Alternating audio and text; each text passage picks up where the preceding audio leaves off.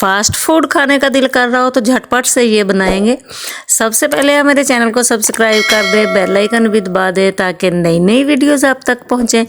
अगर आपके पास घर में पड़ी है ब्रेड, अंडे, चीज़ और टमाटर, थोड़ा सलाद, तो आप ये बना सकते हैं। बस आपने इनको काट लेना है और काटने के बाद आपने अंडों को अच्छे से फेंट लेना है।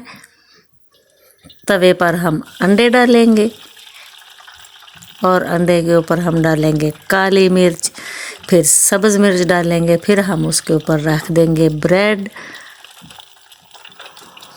अंडा ऊपर से डाल देंगे, फिर उस पर रखेंगे हम चीज़। चीज़ तो बच्चों को वैसे ही बहुत पसंद होता है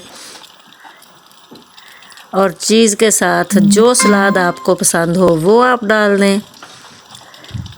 मायोनीज़ डालें, चिली सॉस डालें, काली मिर्च का छिड़काव करें, मज़ेदार सैंडविच तैयार है।